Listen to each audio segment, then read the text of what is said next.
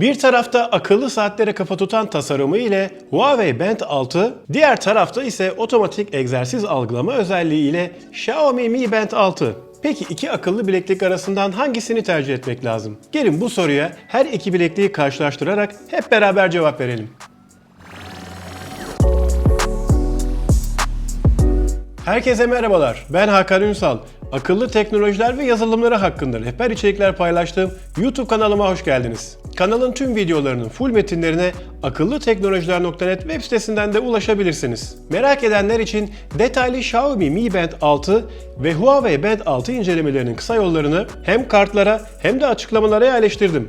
Bu hafta ise teknik detaya girmeden iki bilekliğin kullanım deneyimleri üzerinden karşılaştırmalarını yapacağım. Başlangıcı ise hızlıca her iki modelin kutusundan çıkan bileşenlerle yaparsak arada neredeyse hiç fark yok diyebilirim. Her ikisinden de bilekliğin gövdesi, kayışları, manyetik şarj kablosu ve Türkcell'in de yer aldığı kullanım kılavuzları çıkıyor. Şarj kabloları ikisinde de mıknatıslı, yani kayışların çıkarılmasına gerek yok. Bu aşamadaki tek eleştirim Huawei'nin de şarj kablosu beyaz yerine siyah olsaydı daha iyi olurdu. Her iki bilekliği tasarım ve malzeme kalitesiyle değerlendirirsek kullanılan malzemelerde birbirleriyle yine oldukça benzer.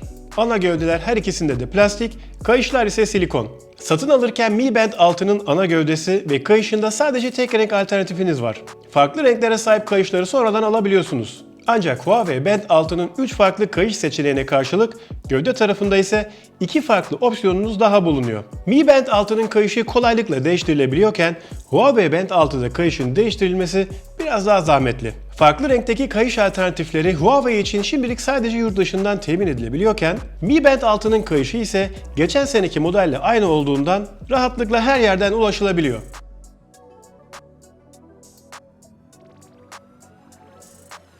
Şimdi de donanım özellikleriyle devam edersek, Xiaomi'de daha uzun ve çerçevesiz bir ekran bulunurken Huawei'de daha geniş ve kısa bir ekran bulunuyor. Bu aşamada her iki bilekliğin de ekranı aslında oldukça büyük ve kullanımda her ikisi de avantajlı diyebilirim. Dolayısıyla seçim yaparken tasarım olarak hangisi daha çok hoşunuza gidiyorsa o modeli tercih edebilirsiniz. Ekranın sürükleme ve dokunmalara karşı tepki hızında Mi Band 6'da ufak da olsa bir sıkıntı yaşadığımı söyleyebilirim.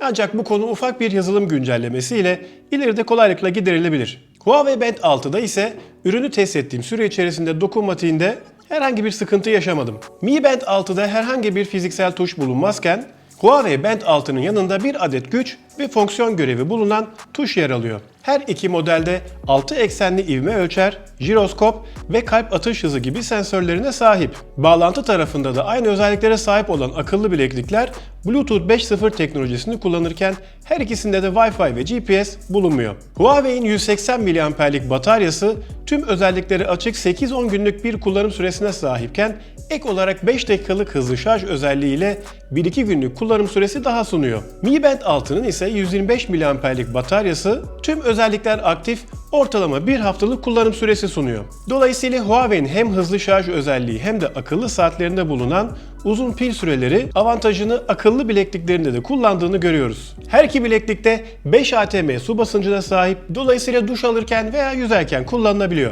Sürekli açık ekran ve otomatik parlaklık özellikleri yine her iki modelde de maalesef bulunmuyor. Kurulum ve cep telefonları ile senkronizasyonu sağlayan uygulamaları karşılaştırırsak, Xiaomi arayüzünü ve özelliklerini yenilediği Xiaomi Wear uygulamasını kullanırken Huawei ise sağlık uygulamasından faydalanıyor. Kurulum süreçleri her iki cihazda da aynı ve yaklaşık 2 dakika gibi kısa bir sürede bileklikler hazır hale gelebiliyor. Her iki uygulamadan hem gün içerisinde toplanan sağlık verilerinin raporlarına ulaşılabiliyor, hem açık havada yapacağınız egzersizlere konum bilgisi eklenebiliyor, hem de akıllı bilekliğin ayarlarını değiştirebiliyorsunuz. Bence Huawei'in uygulaması hem detaylı raporları hem de antrenmanlardaki koçluk yeteneğiyle sağlık ve egzersiz tarafında daha güçlü.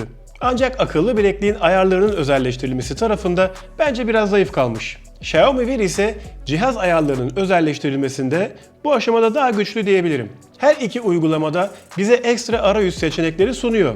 İnceleme videosunda belirttiğim gibi Xiaomi'de daha çok çizgi film karakterleriyle sınırlı seçenekler bulunurken Huawei'de hem daha fazla hem de daha güzel tasarımlı alternatiflere ulaşabiliyorsunuz. Bu arada eskiden Türkçe dil seçeneği bulunmayan Mi Band 6'ya tam da bu videoyu çekerken gelen güncelleme ile Türkçe dil seçeneği de eklenmiş oldu. Huawei Band 6'da zaten Türkçe dil desteği bulunuyordu. Evet, şimdi sıra geldi akıllı bilekliklerin yazılım özelliklerine. İşletim sistemlerinin arayüzünü değerlendirirsek bu aşamada akıllı saatleri andıran menü yapısı ile Huawei Band 6 bence daha avantajlı. Ekranı aşağı sürüklediğimizde hızlı panel altından tüm önemli ayarlara, yandaki düğmeden menülere girerken ekranı sağa veya sola sürükleyince de widgetlara ulaşılabiliyor. Mi Band 6 ise klasik bileklik deneyimini sunarken menülerde gezmek için yukarı veya aşağıya, widgetlar içinse sağa veya sola sürükleyerek ulaşabilirsiniz. Ekranın açılmasında her ikisi de bilek hareketiyle aktif hale gelebiliyor. Ancak ekrana dokunarak açılma özelliği sadece Mi Band 6'da bulunuyor.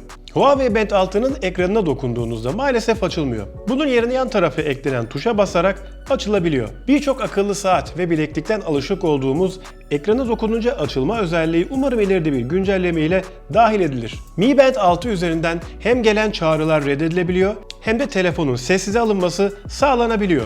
Ancak Huawei Band 6'dan sadece çağrıları reddetme özelliği bulunuyor.